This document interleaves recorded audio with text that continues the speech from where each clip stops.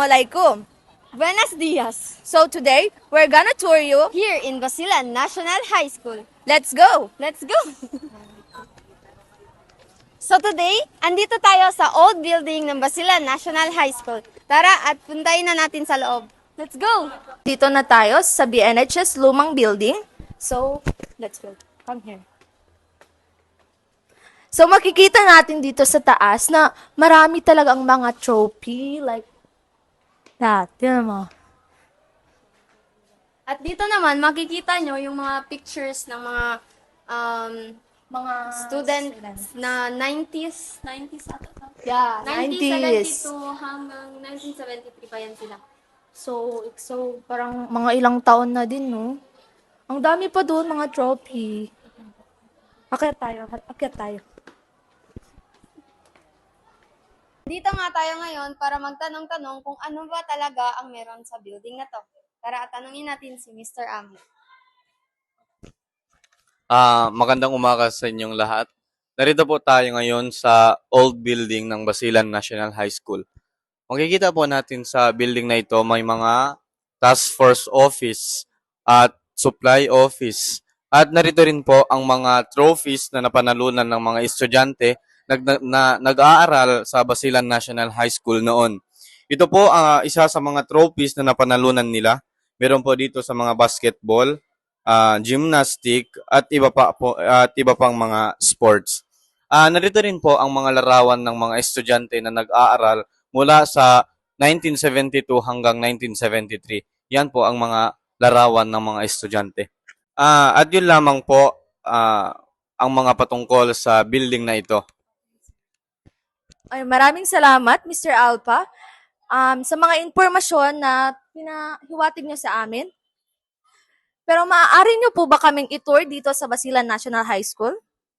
Sige po, maaari po. Tara na po. Park po kami dito. May mga iba't ibang building din po, mga departamento dito sa paaralan natin na ito.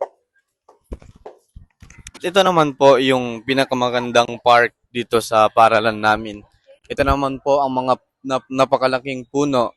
Dalawa po yan. Tapos andun po yung new building ng Basilan National High School. Tara na po. Pumunta po tayo dun at mag-tour. Andito po yung new building ng Basilan National High School. Dito po, may mga section record na po tayo dito. Registrar's Office, Curricular Advisor Office. At meron pa pong mga departamento doon sa taas. Tara po. Ang una-una po natin makikita, ang Filipino Department po.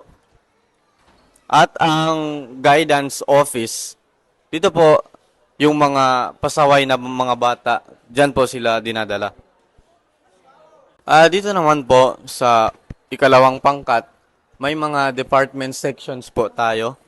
Accounting sections, cashier office, at yung araling panlipunan department. Dito po natin makikita ang mga sagusaling ito. At ngayon po, nandito na po tayo sa third floor. Dito po, makikita natin ang Office of the Principal at ang mga instruktura dito sa ating paaralan. Dito po yan natin makikita. At ito naman po ang Office ng Assistant Principal. Ito naman po, kung makikita nyo po dito, ito po yung 1960 hanggang 2018, yan po ang dating building na ito.